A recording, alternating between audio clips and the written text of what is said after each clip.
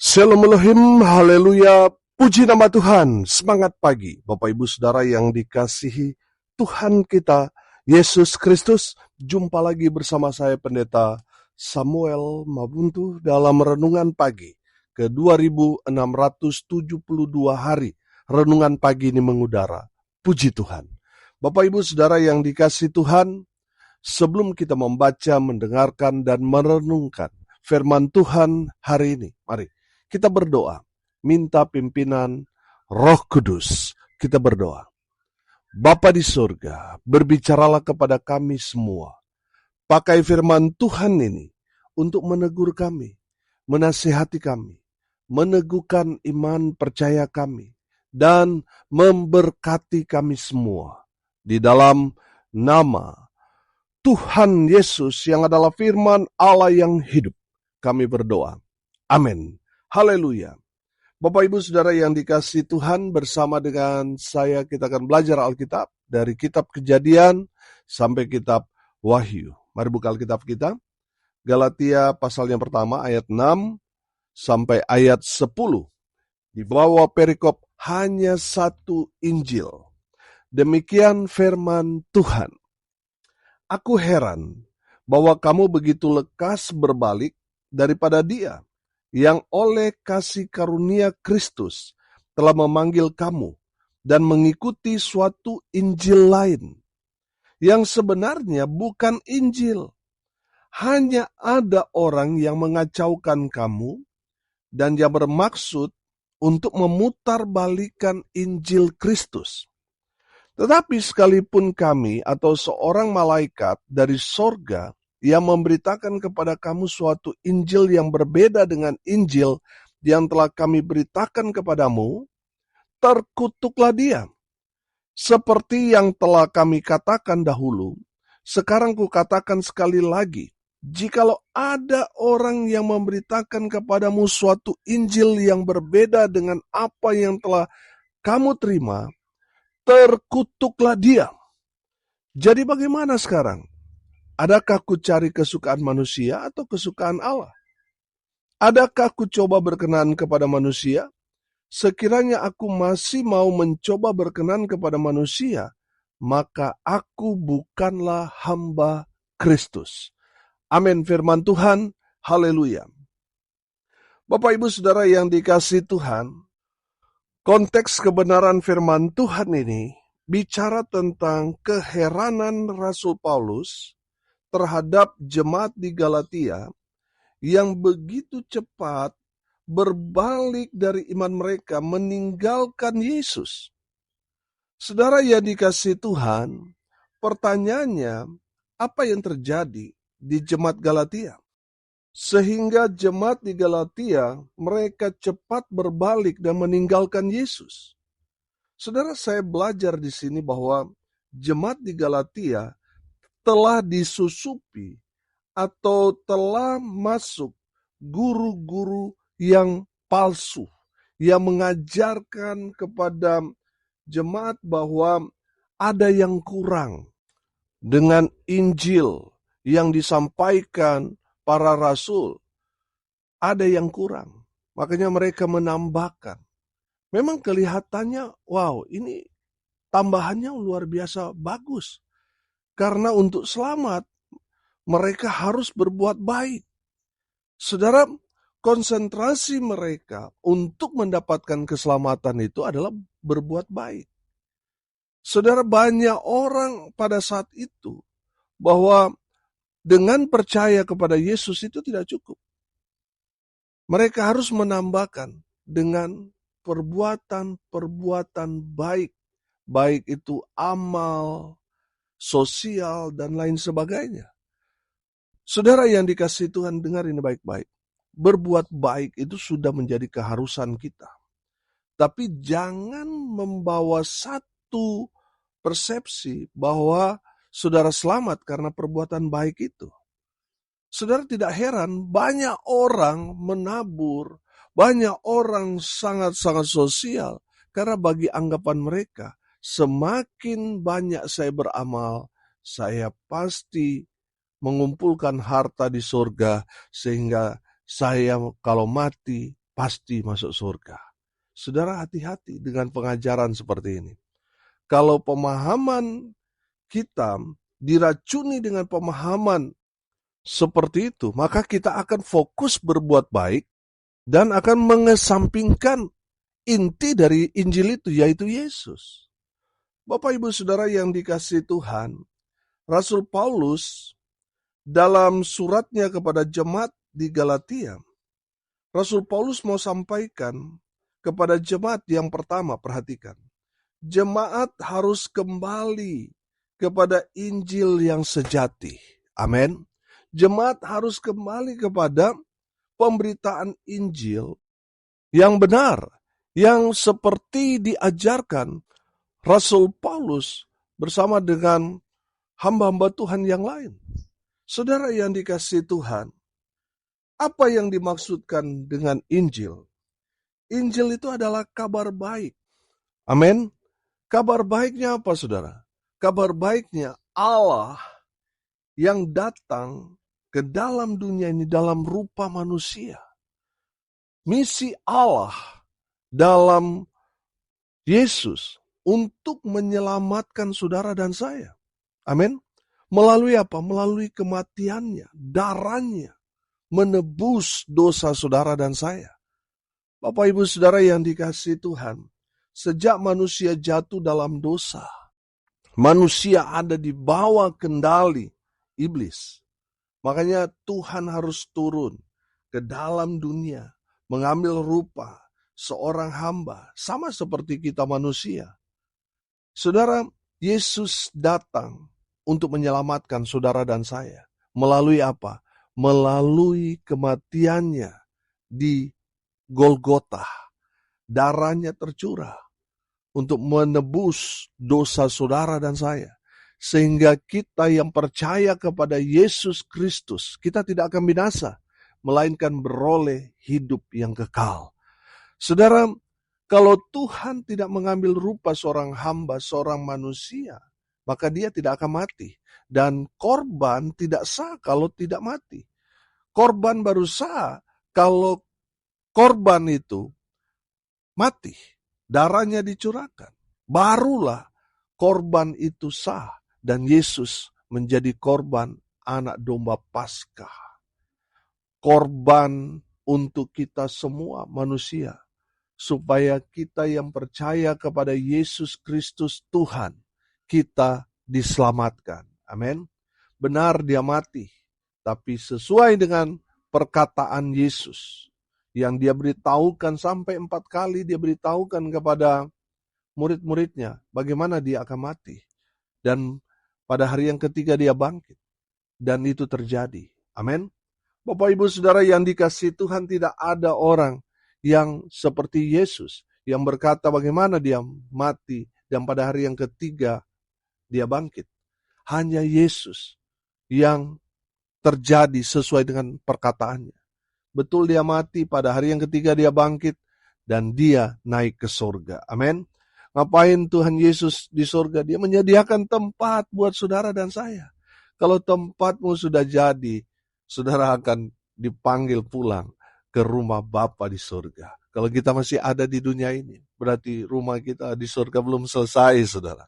Bapak Ibu Saudara yang dikasihi Tuhan, percayalah pada Yesus Kristus Tuhan, maka saudara selamat. Amin. Itulah Injil. Guru-guru palsu yang ada di Galatia mengajarkan hal-hal yang berbeda dengan apa yang diajarkan Rasul Paulus. Mereka mengajarkan bahwa harus tambah berbuat baik. Padahal tujuan mereka, saya tangkap di sini, supaya jemaat, supaya orang-orang Kristen pada saat itu, mereka memberikan semua harta mereka untuk guru-guru palsu itu. Tujuan mereka hanya meraup keuntungan. Benar firman Tuhan katakan, akar segala kejahatan adalah cinta akan uang. Saudara yang dikasihi Tuhan, guru-guru palsu itu dalam otak mereka itu cuan, uang. Saudara, firman Tuhan ini mengajarkan kepada kita bagaimana Rasul Paulus, dia bukan mencari perkenanan manusia, bukan hanya untuk mencari kesukaan manusia, tapi dia sungguh-sungguh hidup sebagai hamba Allah. Haleluya. Bapak Ibu Saudara yang dikasihi Tuhan, Injil yaitu cerita tentang Yesus. Kalau saudara percaya, saudara selamat. Cukup sampai di situ. Amin. Tidak ada lagi embel-embel, tambah-tambahan. Tidak ada. Saudara percaya Yesus melalui pemberitaan Injil itu, memberi diri saudara dibaptis, saudara pasti selamat. Kalau saudara tidak percaya, saudara akan dihukum. Itu firman Tuhan dalam Injil Markus pasal 16 ayat 15 ayat 16. Saudara baca nanti dan renungkan itu. Bapak Ibu Saudara yang dikasihi Tuhan, Injil yaitu cerita tentang Yesus. Itu sudah cukup. Kalau sudah percaya, saudara selamat. Kalau sudah memperhatikan Injil, di perjanjian lama apakah ada Injil? Ada. Nubuatan-nubuatan tentang kedatangan Yesus ke dalam dunia ini, kelahirannya, pelayanannya, apa yang dia lakukan. Semuanya sudah dinubuatkan dalam perjanjian lama. Semua nubuatan dia mengarah kepada Yesus. Itu adalah Injil. Saya sederhanakan. Injil itu adalah cerita tentang Yesus. Amin. Saudara sayang sekali. Kalau kita melihat sekarang ini, hamba Tuhan berkhotbah bukannya menceritakan tentang Yesus, tapi yang dia sampaikan bagaimana dia diberkati, punya rumah, punya mobil, diberkati dengan finansial dan sebagainya. Saya mau bilang itu bukan Injil. Injil itu adalah cerita tentang Yesus. Amin. Saudara, kenapa kita harus menceritakan, memberitakan Injil kepada orang-orang yang ada di luar sana?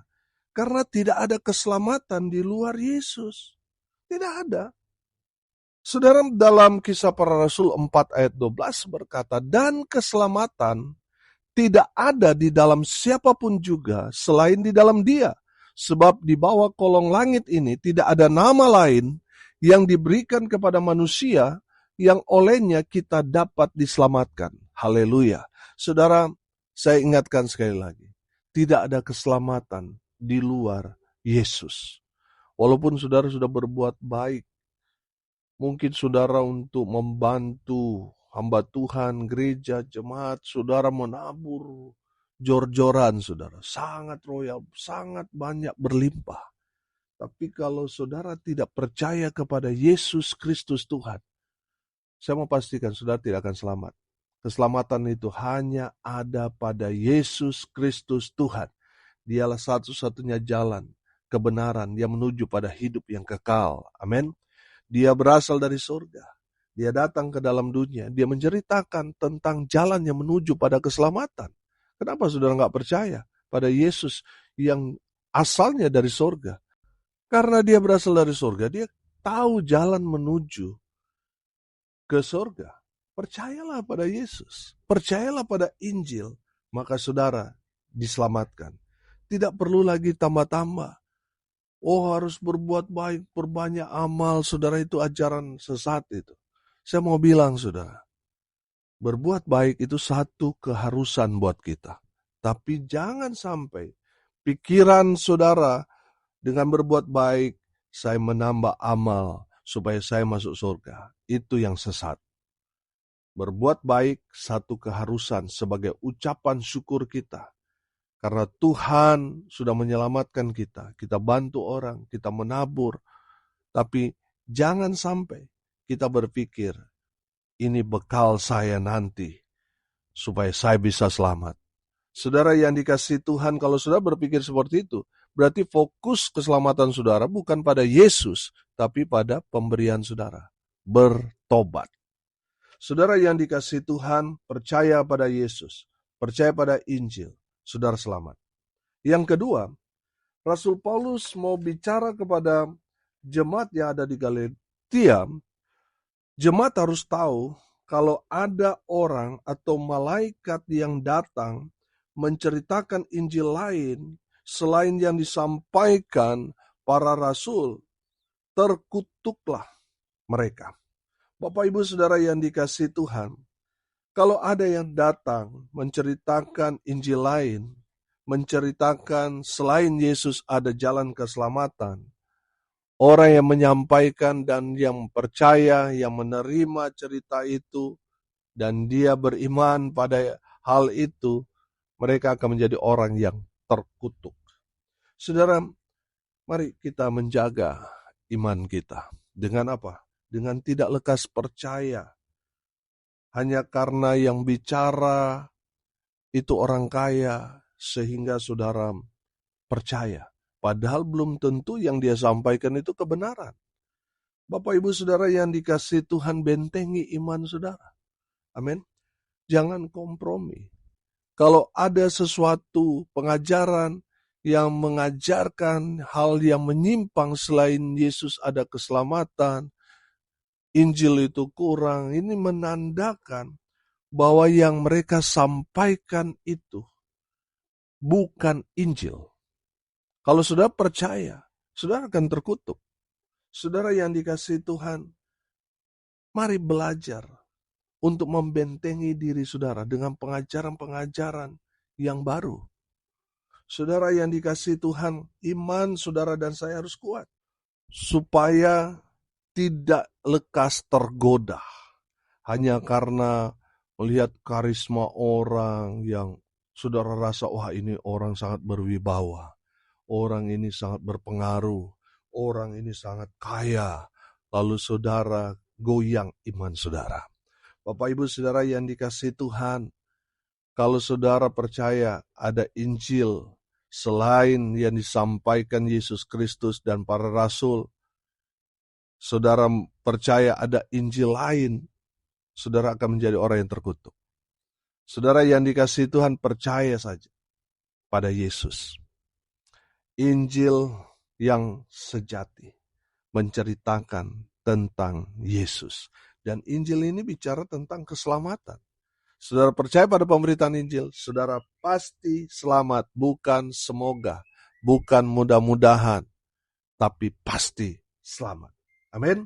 Jadi jemaat harus tahu, kalau ada yang datang memberitakan kabar selain daripada Injil Kerajaan Allah yang menceritakan tentang Yesus, saudara jangan percaya, tolak, itu ajaran sesat yang diajarkan guru-guru palsu untuk menyesatkan orang lain.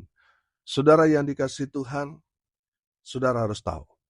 Yang ketiga, jemaat harus melakukan atau mengejar, mencari hal-hal yang menyukakan hati Tuhan. Perhatikan saudara, ayatnya yang ke-10 di sana. Jadi bagaimana sekarang? Adakah ku cari kesukaan manusia atau kesukaan Allah? Adakah ku coba berkenan kepada manusia? Sekiranya aku masih mau mencoba berkenan kepada manusia, maka aku bukanlah hamba Kristus. Saudara yang dikasihi Tuhan, yang ketiga, jemaat harus mencari, melakukan, mengejar hal-hal yang menyukakan hati Tuhan. Walaupun memang ketika kita memilih untuk menyukakan hati Tuhan, orang-orang di sekitar kita nggak senang. Orang-orang di sekitar kita kan nggak suka kalau saudara hidup dekat dengan Tuhan, hidup dalam kebenaran, hidup dalam integritas. Orang-orang di sekitar saudara nggak senang. Kenapa saudara mereka nggak senang? Karena mereka dipakai iblis untuk mengusik saudara, sehingga saudara mulai kompromi dengan dosa. Bapak Ibu Saudara yang dikasihi Tuhan, banyak orang karena takut kehilangan teman, takut kehilangan saudara-saudaranya, akhirnya apa saudara? Kompromi dengan dosa. Ketika ada orang datang mau memberikan dana saudara, wah banyak orang imannya jatuh saudara. Saya mau tanya saudara, kalau misalnya ada yang mau kasih saudara 10.000 rupiah, asal saudara tidak beribadah kepada Tuhan, pasti saudara tolak. Saya yakin itu, saudara pasti tolak. Tapi kalau seandainya jumlahnya semakin besar, katakanlah saudara dijanjikan akan diberikan 1 miliar. asal hari Minggu saudara tidak pergi ke gereja selama 1 tahun ini. Saya percaya banyak yang goyang. Jangankan saudara, ada juga pendeta yang goyang. Betul nggak? Jadi saudara yang dikasihi Tuhan, kita kalau hanya mau mencari perkenanan manusia, pasti kita akan kompromi. Tuhan mau saudara melakukan hal-hal yang menyukakan hati Tuhan, bukan menyukakan hati manusia. Dari firman Tuhan yang kita belajar, saudara, kita harus jadi hamba Tuhan. Memang jadi hamba Tuhan tidak semua jadi pendeta. Semua kita yang percaya pada Tuhan, kita menghambakan diri kepada Tuhan Yesus. Memang ada yang dipanggil jadi gembala, jadi penginjil, jadi majelis dan lain sebagainya. Saudara, itu panggilan. Tapi kita semua adalah hamba Tuhan. Amin. Karena di dalam dunia ini kan hanya 2 perhambaan. Hamba Tuhan dan hamba iblis, saudara. Saya percaya semua yang mendengarkan adalah hamba-hamba Tuhan. Amin. Jadi saudara dan saya yang adalah hamba, kita harus melayani Tuhan kita, yaitu Raja di atas segala raja, Yesus Kristus Tuhan kita. Amin. Haleluya. Bapak Ibu Saudara yang dikasihi Tuhan, hari ini kita belajar. Dalam kebenaran firman Tuhan ini, Rasul Paulus mau sampaikan kepada jemaat di Galatia dan kepada kita semua. Jemaat harus bertobat dan kembali pada Injil yang benar. Yang kedua kita belajar, jemaat harus tahu kalau ada orang atau malaikat sekalipun yang datang menceritakan Injil lain, menceritakan selain Yesus ada keselamatan, orang itu terkutuk. Yang ketiga, jemaat harus mencari, melakukan, mengejar hal-hal yang menyukakan hati Tuhan. Apa itu? Kita menjadi hamba Tuhan. Hamba itu kan posisi, tingkatan yang paling rendah. Artinya, kita harus hidup dalam kerendahan hati. Supaya apa? Tuhan berkenan, Tuhan suka dengan orang-orang yang rendah hati, yang menghambakan dirinya kepada Tuhan. Amin. Mari kita berdoa. Terima kasih Bapa di surga atas berkat firman yang sungguh memberkati kami. Berkati semua pendengar dimanapun mereka berada. Tuhan memberkati hidup mereka, rumah tangga mereka, usaha, pekerjaan, pelayanan mereka dibuat beruntung, berhasil dalam segala hal. Mereka yang sakit Tuhan sembuhkan. Mereka yang lemah Tuhan kuatkan. Tuhan hibur mereka berduka cita. Dan hamba berdoa biarlah berkat surga turun memenuhi semua pendengar. Bapak Ibu Saudara yang dikasihi Tuhan, arahkanlah hatimu kepada Tuhan dan terimalah berkat dari Tuhan Yesus. Tuhan memberkati engkau dan melindungi engkau. Tuhan menyinari engkau dengan wajah-Nya dan memberi engkau kasih karunia. Tuhan menghadapkan wajah-Nya kepadamu dan memberi engkau damai sejahtera. Di dalam nama Tuhan Yesus, sumber daripada segala berkat. Bapak Ibu Saudara yang percaya, diberkati Tuhan, katakan amin. Puji Tuhan. Bapak Ibu Saudara yang dikasihi Tuhan, kalau saudara merasa diberkati melalui renungan pagi ini, bagikan juga kepada saudara-saudara yang lain supaya mereka juga diberkati, karena untuk itulah kita dipanggil untuk jadi berkat. Salam kasih dari Bali. Saya Pendeta Samuel Mabuntu. Sampai jumpa besok pagi. Tuhan Yesus memberkati kita semua. Haleluya.